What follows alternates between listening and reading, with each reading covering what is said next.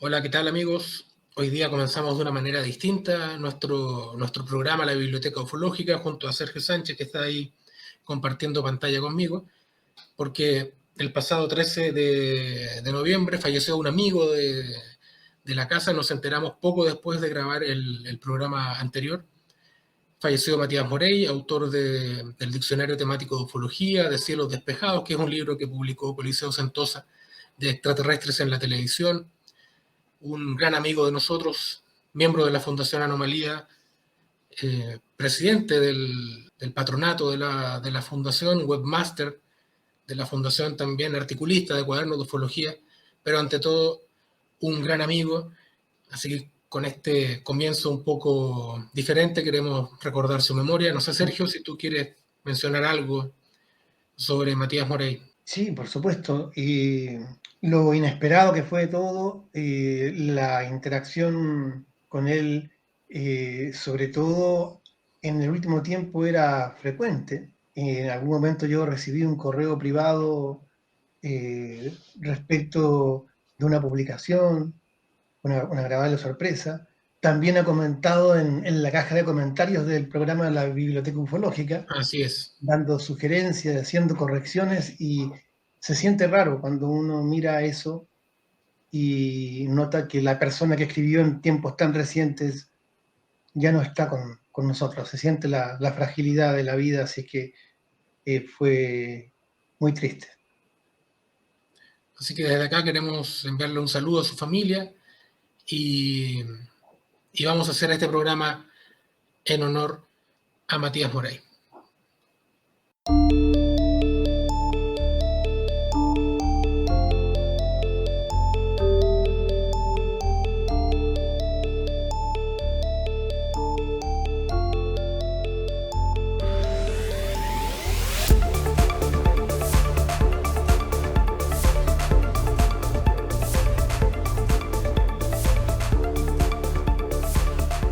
Sergio, vamos a hablar de un libro. Uno siempre dice vamos a hablar de un clásico, pero este sí que en realidad tiene carácter de clásico, ¿no? Sí, Operación Caballo de Troya de John Keel. ¿Por qué es tan efectivamente, importante este libro, Sergio? de don John Alva Keel. Así es. Y bueno, este libro es muy relevante porque, cuyo título es original Omnis, Operación Caballo de Troya, Mm. se publica en 1970. Qué década, qué manera de dar comienzo a la década, un año después de Pasaporte Magonia, y es sin duda el segundo libro paraufológico de la historia. Así es que es muy importante. Ahora, ¿qué es lo característico de Keel y qué lo diferencia de Vallée? Que si bien Jacques Vallée subraya los paralelismos entre ciertos escenarios ufológicos con aquellos vinculados a encuentros con seres fantásticos como elfos, hadas, gnomos y similares, Uh-huh. en el caso de Keel lo que se propone es lo siguiente: una hipótesis que señala que todas las apariciones anómalas, incluyendo no solo las cuestiones como las que aborda Vallée, sino también seres fantásticos que son propios de la criptozoología, animales extraños, Sí. o también otros sucesos como los poltergeists y similares, todos remiten a una misma fuente anómala. O sea, los ovnis son simplemente un capítulo de este vórtice, de esta, por usar una expresión del título de un libro posterior del propio Keel, de esta Disneylandia de los dioses. Así es Sí. que ciertamente esa es la gran contribución y la gran novedad que aporta Keel, que comienza a aportar desde 1970 y a lo largo de esa década fantástica, eh, a propósito del tema OVNI y de temas conexos. Oye, ¿y por qué? John Keel parece tener una cofradía de seguidores bastante fanáticos, entre ellos el director de Reediciones Anómalas.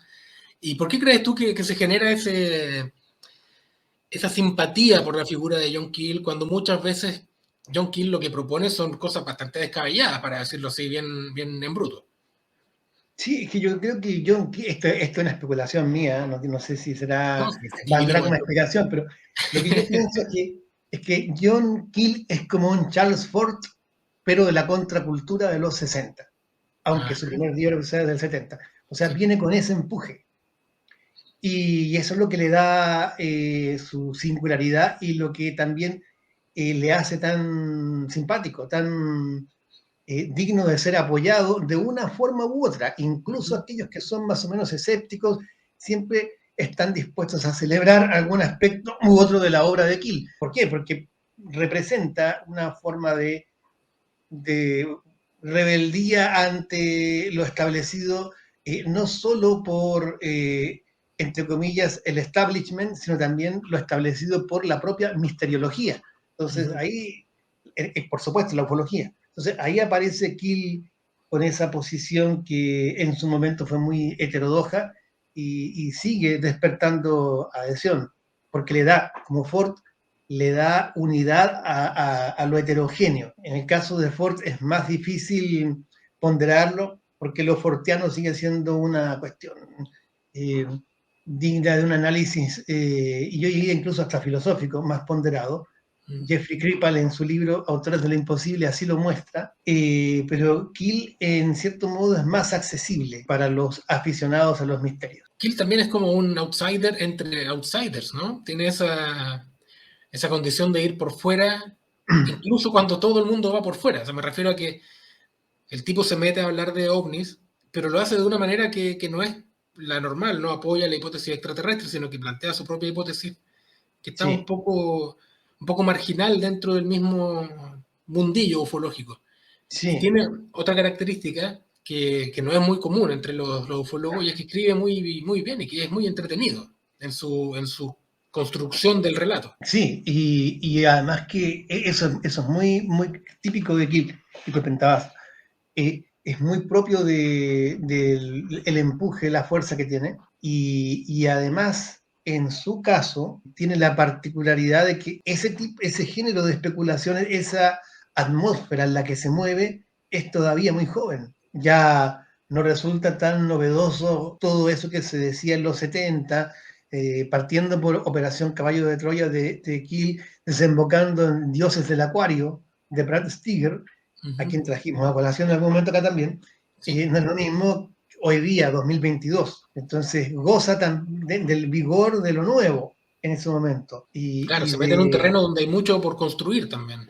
claro, claro, ciertamente, eso es así. Y lo cierto es que John Keel también en alguna medida representó o personificó esta idea de que el misterio de los platillos volantes, suponiendo que sea realmente un misterio, estaba aquí con nosotros desde mucho antes, pero no en el sentido de la paleoastronáutica, sino como una fuerza que acompaña a la humanidad Ujú. desde tiempos remotos, y eso es particularmente atractivo, sobre todo para las personas con algún tipo de sensibilidad hacia el mundo oculto, hacia la ocultura, como acostumbra decir hoy Christopher Partridge. Así es que, claro, sí, Hay una parte en Operación Caballo de Troya, que es el libro del que estamos hablando ahora, una parte hacia el final, que me dejó a mí muy marcado porque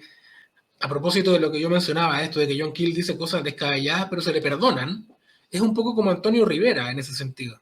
Que se sí, le perdonan, no sé, es como esos futbolistas que se mandan chamboradas, cagadas todos los partidos, pero igual lo perdona a la gente porque tiene alguna gracia, ¿no? Y John Keel dice en Operación Caballo de Troya, pero así sin ningún fundamento, no cita ninguna fuente ni nada, simplemente lo dice, que Adolf Hitler sabía que existían los ultraterrestres, mm, pero lo desliza así, ¿no? Como quien dispara cosas. Pero y uno está leyendo el libro, que ya para leer un libro de John Keel uno más o menos relaja sus convicciones, ¿no? Trata sí, de acomodarse, de amoldarse al libro que está leyendo. Pero a mí ya esas cosas me parecen excesivas. O sea, está bien cierta licencia para escribir, pero hacer esas afirmaciones completamente infundadas a mí como lector me hace bastante ruido. A pesar de ello, Yo soy de aquellos que defendemos a Kiel en el sentido de que sí, sus libros son entretenidos y son mucho más abordables que los de Charles Fort, que muchas veces son unos sabanazos intragables. Lo cierto es que, bueno, John Keel sabía, en todo caso, que lo que él decía generaba escozor, ¿ah? Porque él era también consciente de que tiraba cosas con un fundamento más bien endeble en muchas ocasiones, porque son muchas las cosas que se dicen en este libro, muchísimas. Entonces, pero esa parte, yo digo que con los libros de Keel hay que dejarse llevar, ¿no? Como decía Cortázar respecto de Rayuela, este libro se deja leer, bueno, este libro se deja leer de determinada forma y hay que entregarse a la experiencia. Porque, por ejemplo, una de las partes favoritas mías, por una inclinación personal, es la cuestión de los contactados. John Keel rompe en su momento, hoy día ya no es tan novedoso como lo fue otrora, pero rompe con ese problema que atormentaba a los ufólogos. ¿Qué hacer con los contactados? Por una parte, los que querían ser más serios trataban de desembarazarse de los contactados y asignarlos al mundo de la fantasía desembosada y al fraude. Por otro lado, el tema de la paraufología, o sea, de un teatro mágico, de una manipulación, de una inteligencia extrahumana o semi-humana, tras la apariencia extraterrestre, tampoco quería meterse mucho con los contactados porque no aportaban algo distinto de un mensaje puramente mesiánico.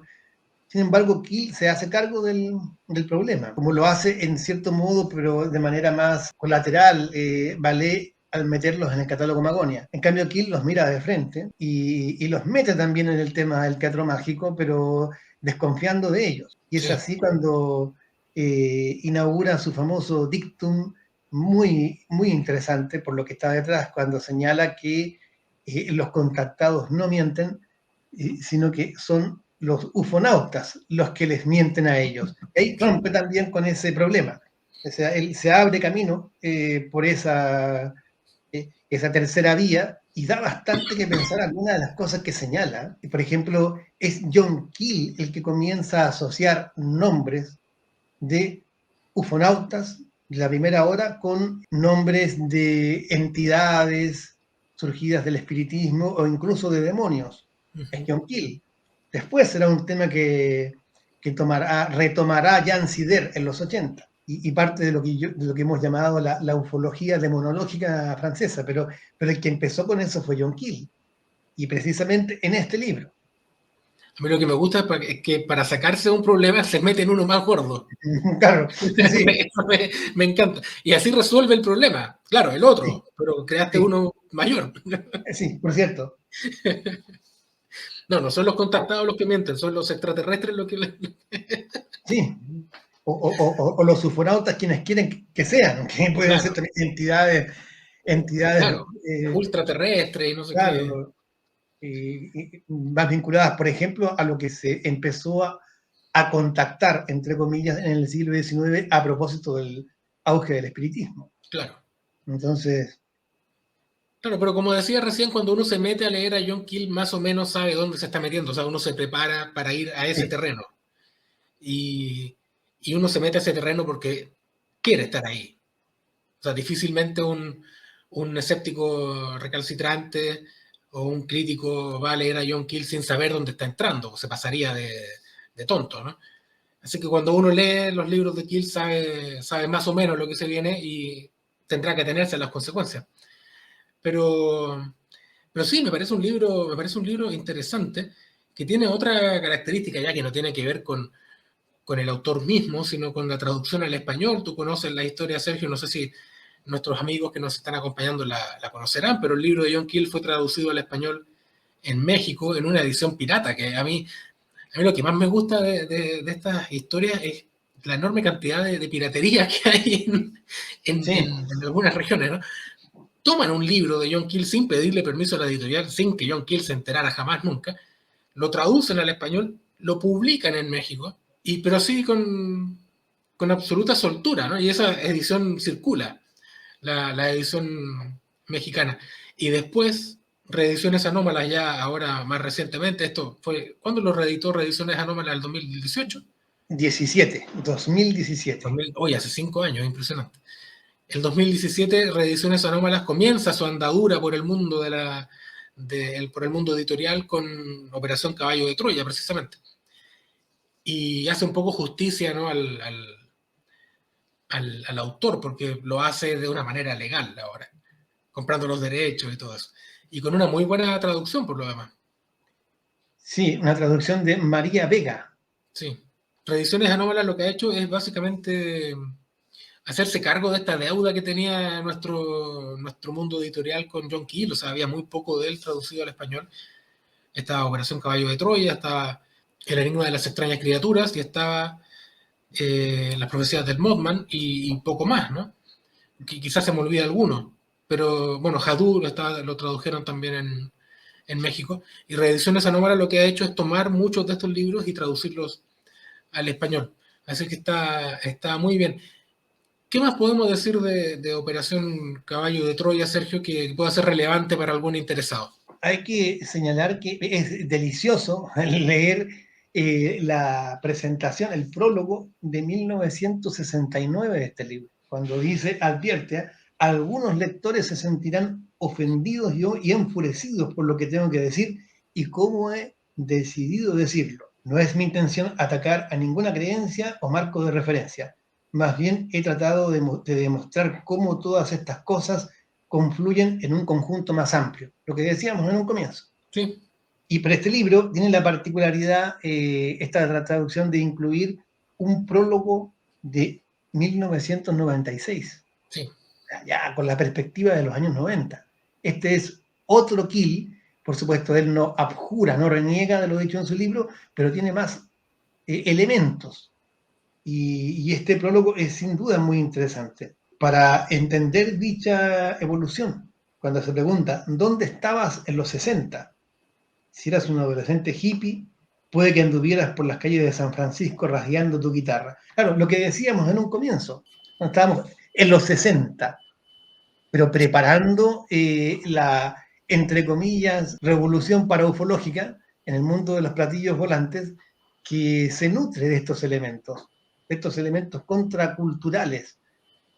No es casualidad que aseste sucesivos palos John Keel al NICAP y a la figura de Donald Quijo, que representa la, entre comillas, por supuesto, ortodoxia en torno a la HET. Sí. Incluso insinúa o lo dice directamente que cuando la CIA creó el NICAP, pero ojo, él está hablando, claro, está hablando no de la acusación típica y tópica de los ufólogos acusando a la CIA y otros servicios de estar metidos en la ufología para ocultar la gran, terrible verdad sobre la presencia extraterrestre. Y se trata de otra cosa.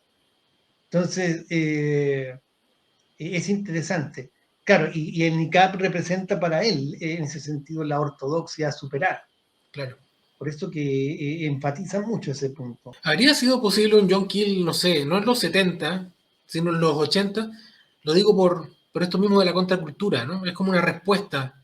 John Keel forma parte de la respuesta al establishment de la HET. Yo lo veo poco probable que pudiera, o sea, creo que John Keel es un hijo de su época, así, sin más ni más. Sí, totalmente. Yo también pienso así. No creo que en los 80 hubiese prosperado un personaje, ni siquiera surgido de manera tan clara, porque el propio John Keel, ¿cuándo aparece? En la época del cenit de la casuística y sobre todo de la percepción entre los ufólogos de que la casuística va permanentemente a más, Sí. de que va creciendo en volumen y va creciendo también en extrañeza. Cuestión que se va perdiendo claramente en los 80, en que los platillos volantes en cierto modo desaparecen de la prensa y de las preocupaciones de los tabloides, los semanarios. Lo cierto es que el espíritu es muy distinto y por otro lado la complejización creciente de los escenarios ufológicos, que también decrece porque ya sabemos qué pasa en los 80 con la ufología. Lentamente se abre paso una forma de concebir a los ovnis y particularmente a la hipótesis extraterrestre, siguiendo el sendero del roswellismo. Roswell se empieza a transformar en el tema predominante, acompañado de las abducciones, entendida como la presentaban los abductólogos. No nos engañemos, los abductólogos. Desde Bud Hopkins hasta John Buck, que comienza, por supuesto, en los 80 y sigue claramente en los años 90. Entonces, yo creo que ahí Keel no habría tenido un espacio como para publicar los grandes libros de Keel de los 70, desde Operación Caballo de Troya hasta las profecías del Mothman, La Torre Octava, en fin, aquellos que le dieron justa fama. Sí, bueno, de alguna manera John Keel también en los 80 empieza a desinflarse un poco, ¿no? Ya deja de publicar tantos libros o deja de ser un actor tan relevante.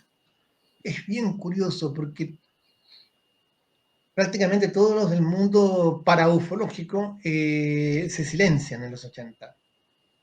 Eso ocurre en varios lugares al mismo tiempo. Arrasados por la ola roswelliana, a lo mejor, ¿no? Claro, y por el decaimiento de la casuística, por las dos cosas, sin duda. Claro. De hecho, Pierre Birudi, el gran paraufólogo francés de los 70, también se silencia y publica alguna cosita por aquí y otra por allá, pero solo en revistas de parapsicología, en los 90, muy poquito.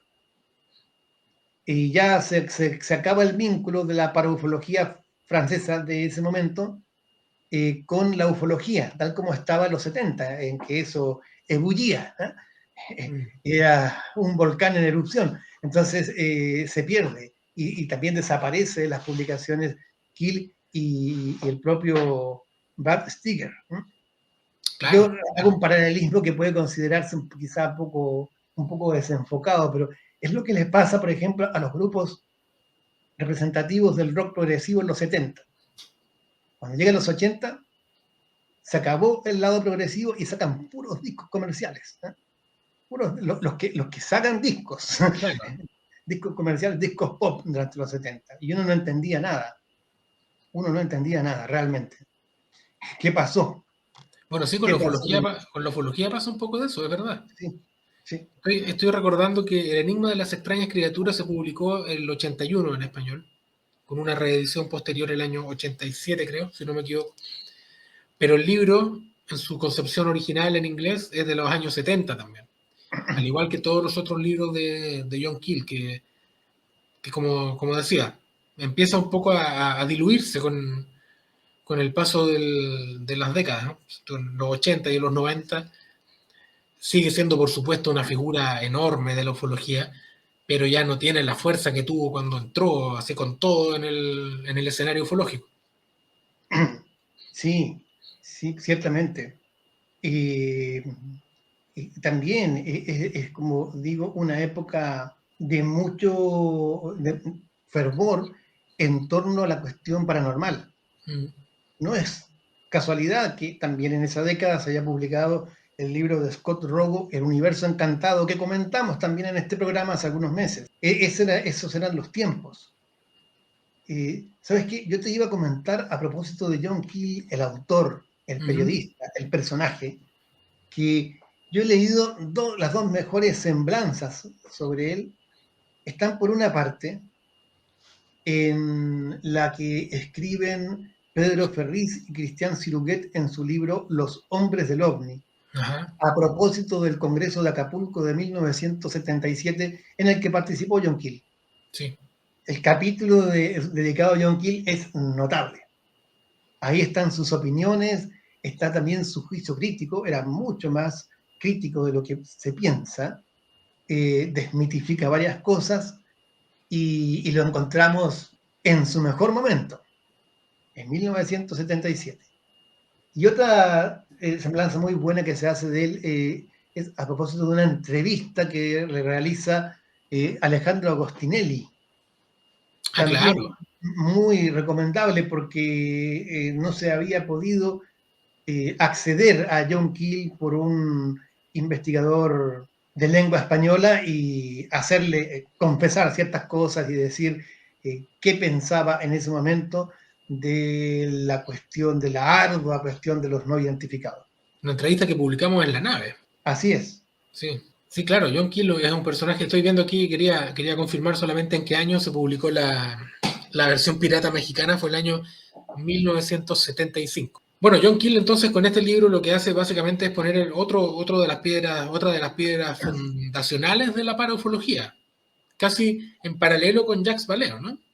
Sí, en paralelo con Jacques Vallée, pero enfatizando este punto, el origen común de las manifestaciones anómalas, que remiten a una especie de poltergeist generalizado, ¿no? Sí.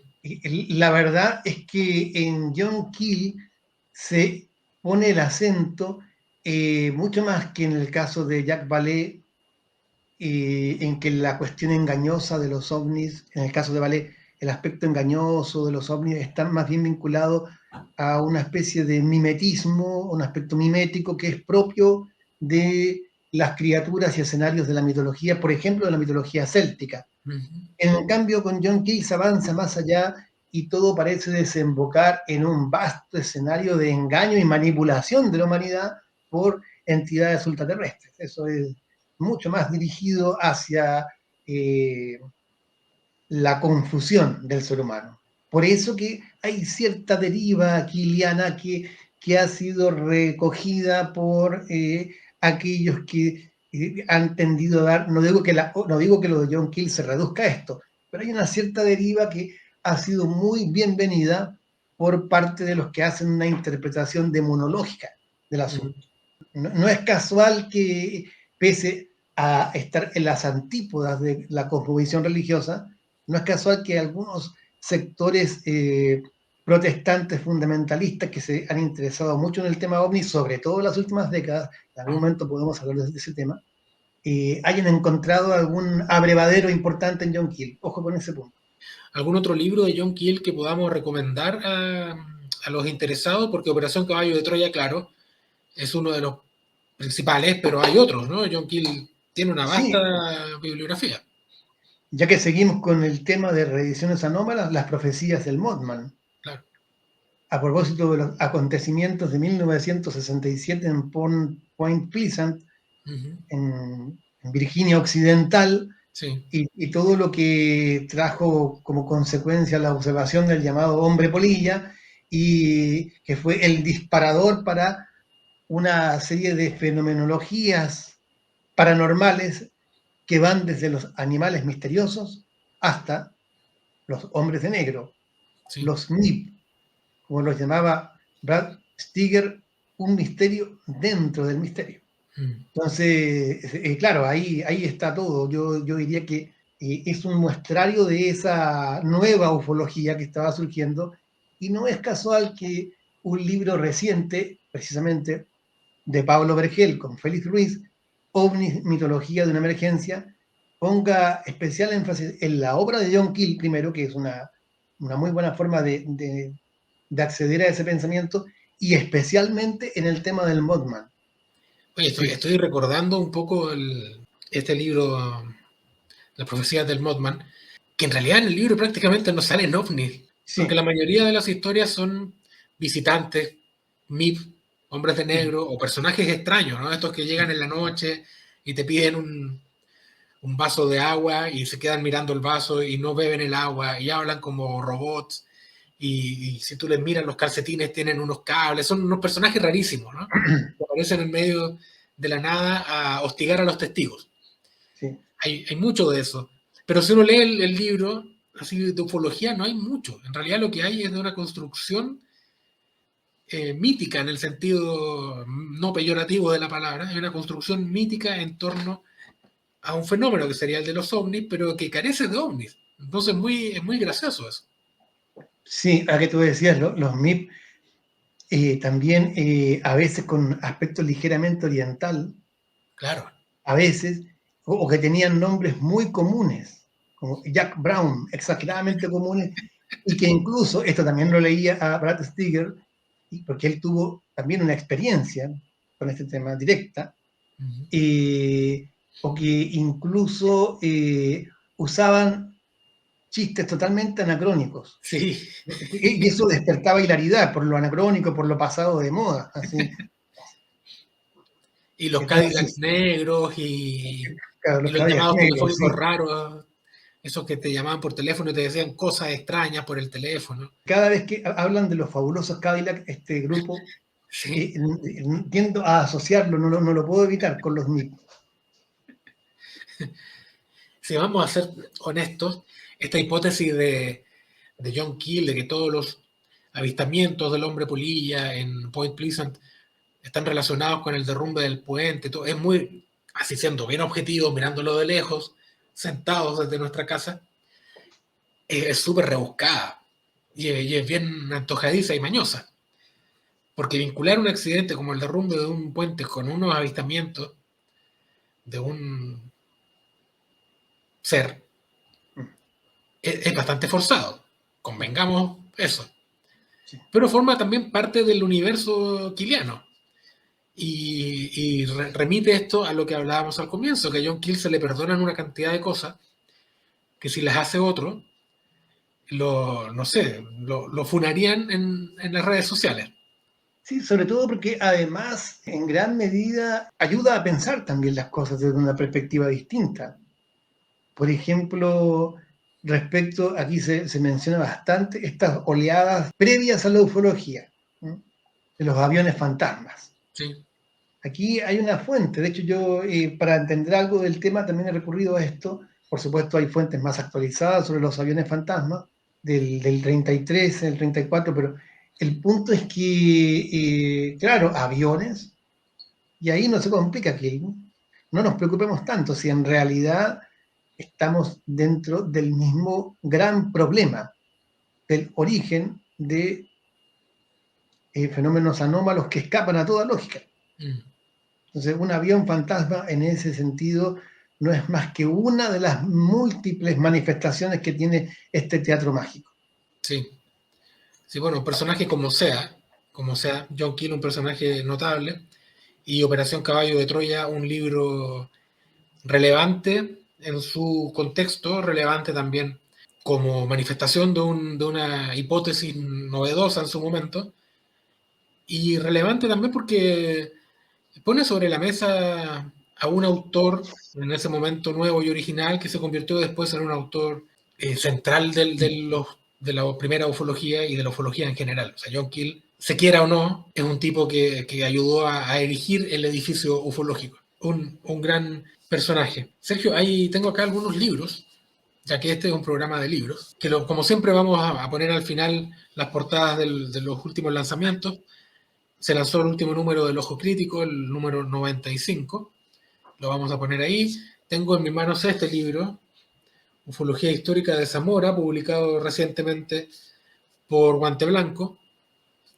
Una bonita portada. Son casos ufológicos en esa región de España, recortes de prensa, básicamente. Tengo en mis manos, lo habíamos mencionado antes, pero está bien volver a mencionarlo, Los Espíritus del Aire de nuestro amigo Diego Villegas. Ya tengo aquí la edición de Reediciones Anómalas. Ahí está.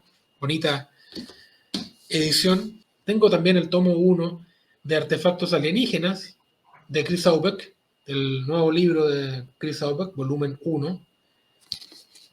Y ya salió a la venta El Gallego Sabio, el libro de Manuel Carballal.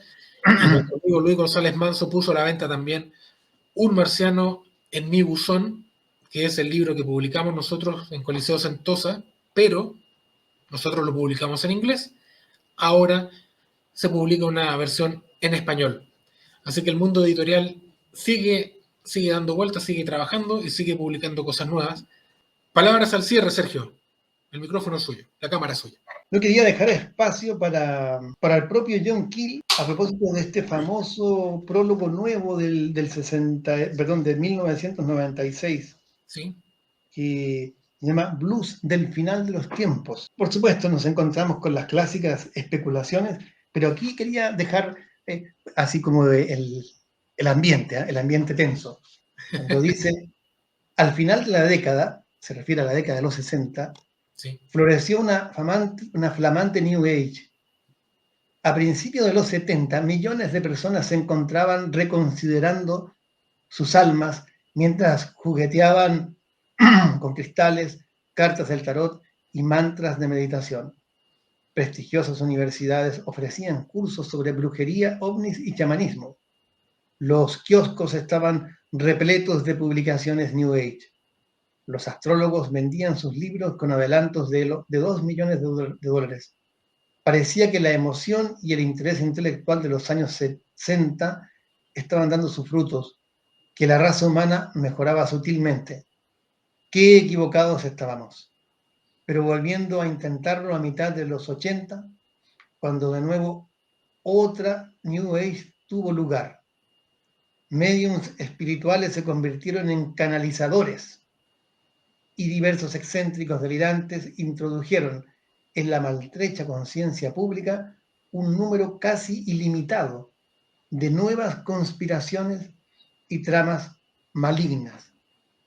O sea, rápidamente, de un plumazo, se mete con los temas que yo mencioné a propósito de los 80, Sí. con la roswellización de la ufología y con el auge de ciertos aspectos que alcanzarán un protagonismo inusitado.